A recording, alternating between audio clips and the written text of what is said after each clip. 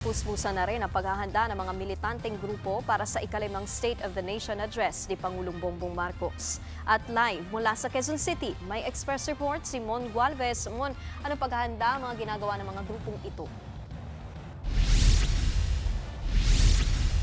Nikki, pinasilip ng iba't ibang militanteng grupo ang mga gagamitin nila para sa ikalimang State of the Nation Address o SONA ni Pangulong Bongbong Marcos sa Lunes. Kabilang na dyan ang pinapaspasan din nila ngayon effigy na nakatakdang ibalandra sa kanilang protesta at programa. Mahigit 10 kanapakang effigy na may imahe ni US President Donald Trump. Meron din siyang mga semiconductors sa katawan kasabay ng panahon ngayon ng artificial intelligence.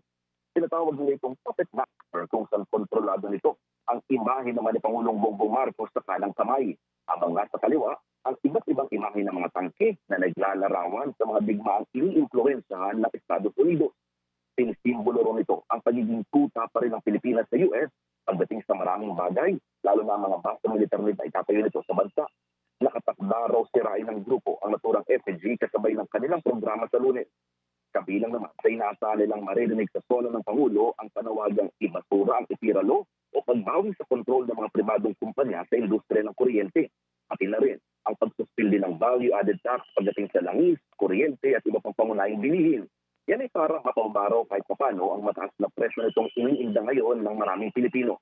Nais din nilang talakayin sa SONA ang mas mataas na minimum wage para sa mga manggagawa at accountability patungkol naman sa katiwalian.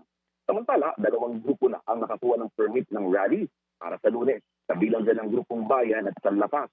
Habang sabi ng Quezon City LGU, nag-apply rin daw ang mga pro-BBBM group na may inaasahan nilang 20,000 bilang ng crowd. Nikki, naka-full alert na rin ngayon ang PNP para sa darating na SONA kung saan higit 20,000 mga polis ang ipapakalat naman sa paligid ng batas ng pambansa para naman sa seguridad at magpapatupad din daw ng liquor ban sa lugar sa mismong araw ng SONA. Nikki. Yan ang Express Report ni Mon Gualvez. Mga kapatid, Nikki de Guzman po. Para sa pasada ng mga rumaratsyadang balita, mag-follow at mag-subscribe na sa social media pages ng News 5.